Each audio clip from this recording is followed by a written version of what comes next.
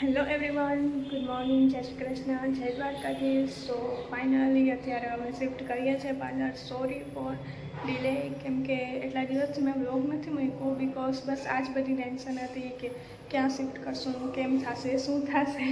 તો fine side કે અમે અહીંયા શિફ્ટ કરવાના છે. હવે પ્રોપર એડ્રેસ હું તમને આગળ બતાવવાની જ છું, તો બની રહેજો બધા વિડીયોમાં. અને આજે થોડીક તબિયત સારી નથી તો બોલવામાં તકલીફ થાય છે, but I have to do it today, કેમ કે આજે જો આ બધું સેટ નહીં થાય તો અમારા ઓર્ડર્સ છે તો બહુ પ્રોબ્લેમ્સ થશે, તો આજે જ સેટ કરવું પડશે. તો લેટ્સ સ્ટાર્ટ. બની રહેશે તમે બધા વિડીયોમાં. બસ we need yours support and લવ.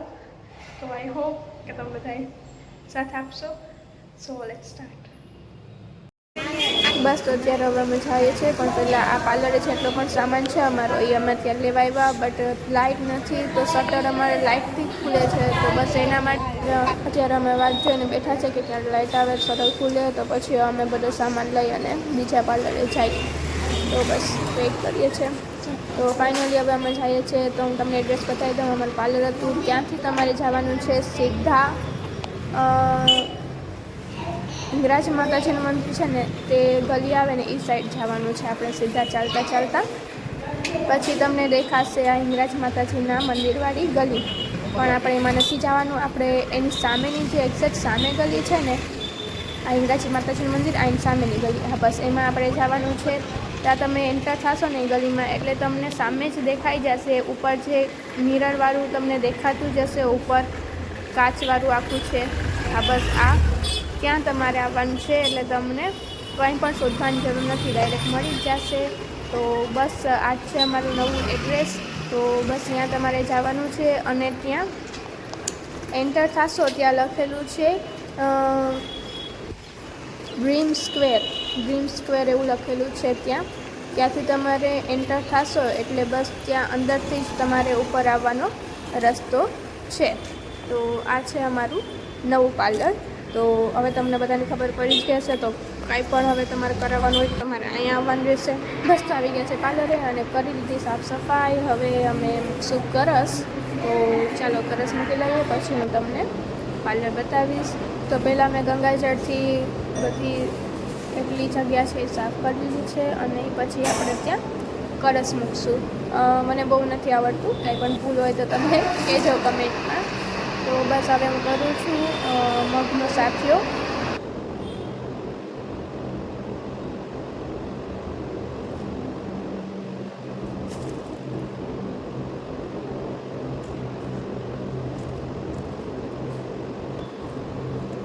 અને તમે બધા એક કામ છે તમારા બધા માટે પણ, કે તમારે બધા આ વિડીયો છે ને એ શેર કરવાનો છે અમારા બધા કસ્ટમર સુધી, એટલે બધાને ખબર પડે અમારા નવા એડ્રેસની, તો કોઈને કાંઈ તકલીફ ના થાય અમારું એડ્રેસ શોધવામાં. સો પ્લીઝ એટલું કામ કરી દેજો.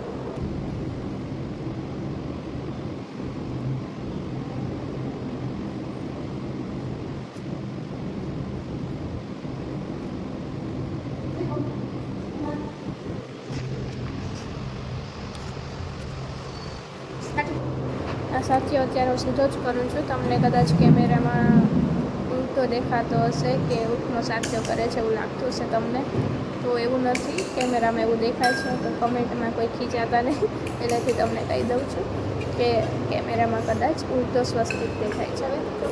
બસ સાથીઓ કરી લીધા પછી હવે દ્રષ્ટિ આવશે, એને સાથીઓ કરસ છે એ મૂકવાનો છે.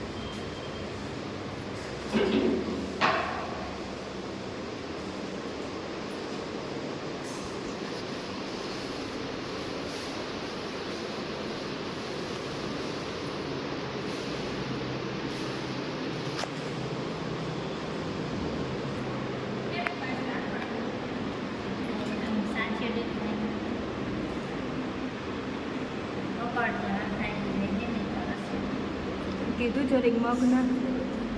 મગ મૂકી દેવા જાય.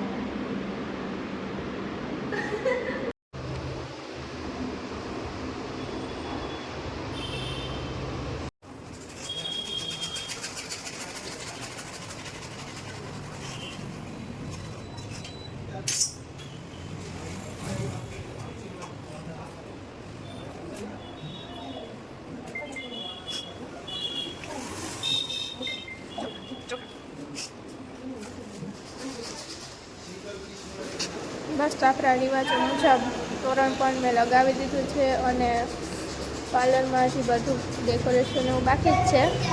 તો તમે પણ મારી બધી ફેમિલી જ છો, તો તમે પણ આઈડિયા આપી શકો છો કે પાર્લરમાં કેવી રીતે ડેકોરેશન કરવું, શું કરવું એ.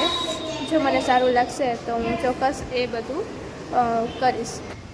તો તમે બધાય કમેન્ટમાં સજેશન આપજો કે કેવું કરવું જોઈએ, શું કરવું જોઈએ.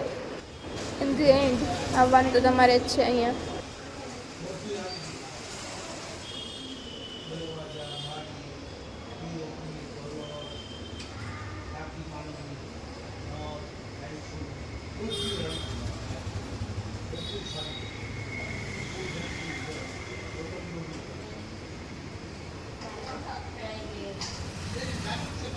અહીંયાથી આપણે એન્ટર થવાનું છે અને ફાયર સેફટી અને એ બધું પણ અહીંયા છે, તો ફૂલ સેફ છે.